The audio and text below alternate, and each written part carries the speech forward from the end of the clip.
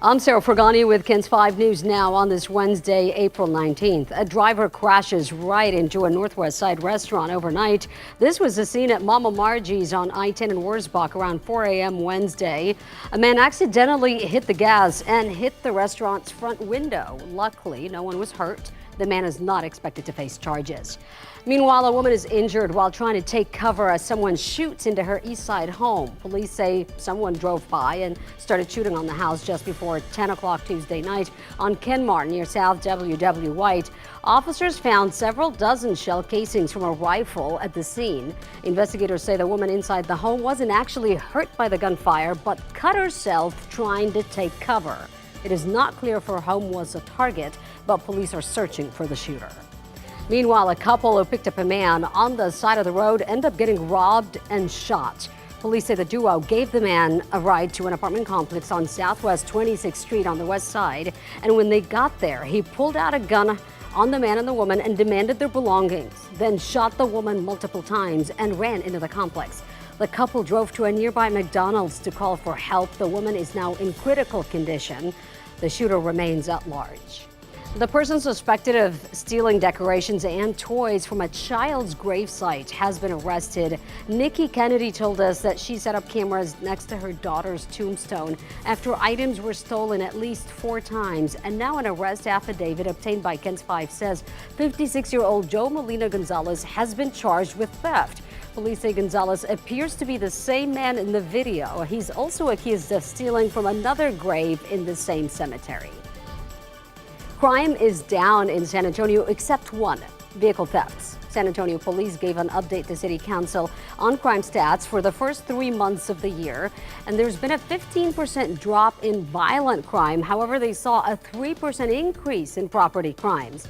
Police say vehicle thefts are driving those numbers. They found a 59% jump in car thefts compared to last year. A family is furious after the Bexar County District Attorney's Office dropped capital murder charges in the death of SAISD officer Detective Cliff Martinez. Instead, prosecutors bargained with his 2 accused killers. Alfredo Martinez Contreras and Jorge Lopez both accepted lesser charges. District Attorney Joe Gonzalez said the evidence didn't support the charges for murder. Loved ones say it's like losing Detective Martinez all over again. Before we even get to capital murder, we'd have to be able to prove murder, that a person intentionally or knowingly committed murder. Now, the DA said the decision ensures prison time, but Martinez's brother told us the case should have gone to trial. And safety is top of mind as we kick off Fiesta in less than 24 hours. San Antonio police want you to plan your travel before you go. Making sure that you have a sober ride is most important. And if you need a designated driver or some type of ride share, set it up ahead of time. SAPD will have officers helping with traffic. Bexar County Sheriff's deputies and DPS will also be watching the roads. The U.S. Supreme Court has until tonight at midnight to decide what type of access Americans should get to the abortion drug mifepristone. The medication is used in more than half of U.S. abortions and miscarriages. It received FDA approval more than 2 decades ago, but earlier this month, a federal judge in Texas blocked that approval. If the Supreme Court allows this ruling to take effect, patients will have to obtain the drug in person before 7 weeks of pregnancy.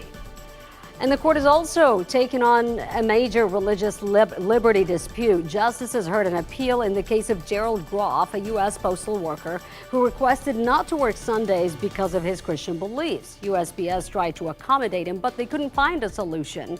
Groff sued under Title VII, a law banning discrimination against an employee based on religion. The lower courts ruled against Groff, finding his request would cause undue hardship. Southwest planes are back in the air after yet another technology problem caused the airline to ground all its planes on Tuesday. Southwest says they had a data connection issue after a firewall from a vendor went down. The airline says some operational data was unexpectedly lost, but their team worked to minimize disruptions. Checking in with Paul for today's forecast. All right, some patchy drizzle out there this morning. Otherwise, mostly cloudy skies, high at about 83. And this evening, mainly clouds here in Bexar County, temperatures in the 70s, but some big thunderstorms across western counties this evening. And that's KENS 5 News Now. Thanks so much for joining me. I'm Sarah Fragani. I'll see you tomorrow.